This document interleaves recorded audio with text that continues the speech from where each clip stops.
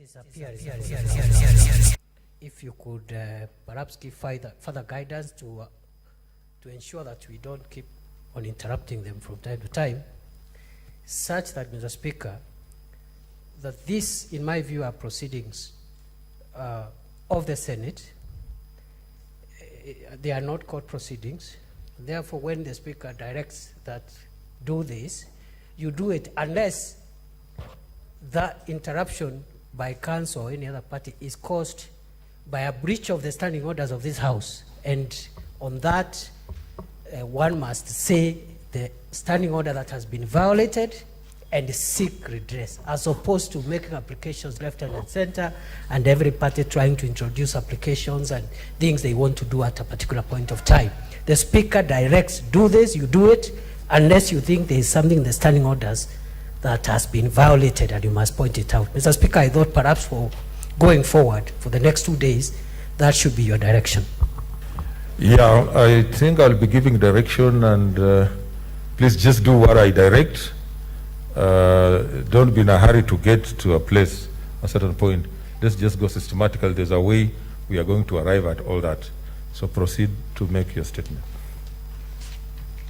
Thank you, Mr. Speaker. I had indicated that with me, I'll be joining issues with my learned friend, Mr. Biko, in giving the opening statement. So I'll only take 10 minutes, and I'll reserve the rest to him. Mr. Speaker, sir, and the honorable members of the Senate, this House has gathered here today in respect to hear the question of the Governor of Nairobi County. Mr. Speaker, sir, it shall be noted that the motion before you was moved and passed by an overwhelming majority of 88 members of the County Assembly, representing various wards in this county. Mr. Speaker, sir, when the members of the County Assembly moved to move this impeachment and the resolution for impeachment of the governor, they were not actuated with malice. They were actually moving to enhance the provisions of Article 10 insofar as the protection of the sovereignty of the people of this republic is in issue.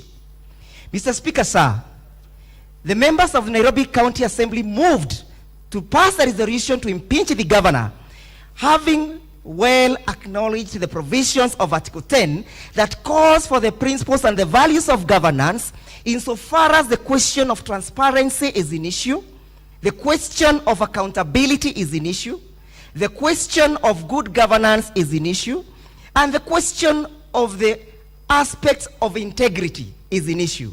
They were not lost of the fact that when somebody assumes an office and that of the status of the governor, that person must conduct and behavior, either in public or in private, must be beyond reproach. It must be a conduct that squares out with that of the Caesar's wife.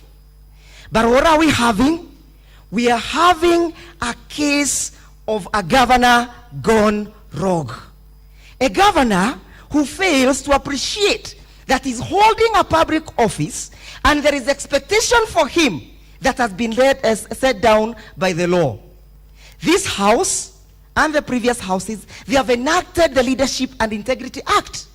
And more so, Mr. Speaker, sir, the people of Kenya enacted Chapter 6 of the Constitution that laid the bare minimum upon which a state officer or a public officer must conduct himself.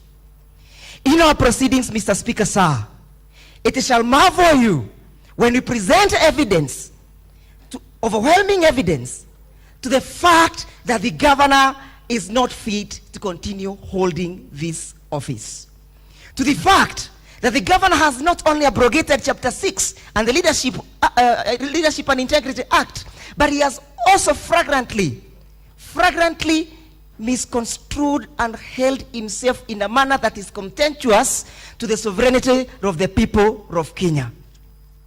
We'll be posing a question at the fullness of time upon presentation of our witnesses, whether this is one person who is fit to continue holding this office. It shall be presented before you, Mr. Speaker, sir, overwhelming evidence of how a governor has plundered the resources of this country, the resources of the Wanjiko, the resources of the hustler nation that is always spoken about. Everybody must be called to the account. Be you in the hustlers nation, be you in the dynasty nation, everybody must be called to account. That is what the County Assembly of Nairobi is moving to do to you this morning. Mr. Speaker, sir, it shall surprise you how a governor, out of the frolic of his own, has moved to square out and to compete with extravagancy of Maria Antoinette. We are actually having a possession of the French Revolution. The French Revolution was triggered by the extravagancy of the Queen. The extravagancy of the Queen caused the reign of King Louis XVI. If it happened in 1679, why should it not happen in the 21st century? If it happened then, honorable members, why should a governor who, by a demonstrating extravagancy, putting his daughter in an helicopter for a tour in the New York, why should it not happen today? There is a price for everything, Mr. Speaker, sir. And the price for accountability, the price for transparency, demands that the governor vacates office. Mr. Speaker, sir, it is not lost of this house the philosophy by Thomas Hobbes. Thomas Hobbes said, Mr. Speaker, sir, that human by nature, human are greedy, they are cruel, they are selfish, and they are driven by the desire to grab and maintain power by all means. That is the person we have presented before you this morning. A person who is greedy, a person of greedy of public resources, should not have mercy of this house, Mr. Speaker, sir. A person who is selfish and who wants to amass wealth at the expense of the taxpayers deserves no mercy, Mr. Speaker, sir. Mr. Speaker, sir, we shall be presenting overwhelming evidence to an extent that this house shall not be left with any other option but to agree with your brothers and sisters in the County Assembly of Nairobi. Mr. Speaker, sir, the question of good governance cannot be compromised. The question of transparency cannot be debated. The question of accountability cannot be subject of debate. Once you hold a public office, you must be able to understand that you are accountable. And what is the responsibility of the County Assembly, Mr. Speaker?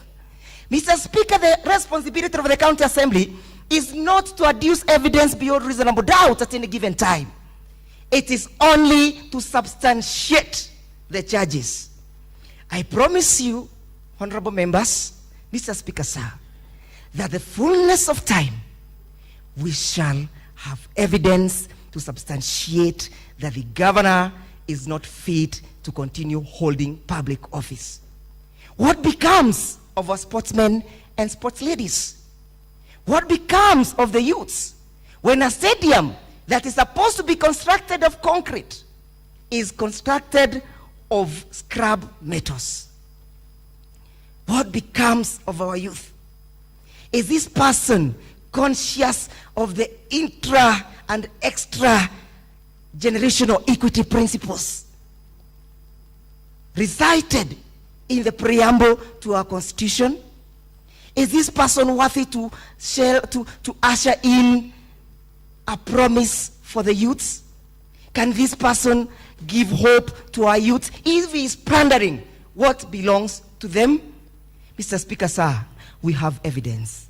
I rest my case and call upon Mr. Biko to continue with the rest of the opening statement. Much obliged.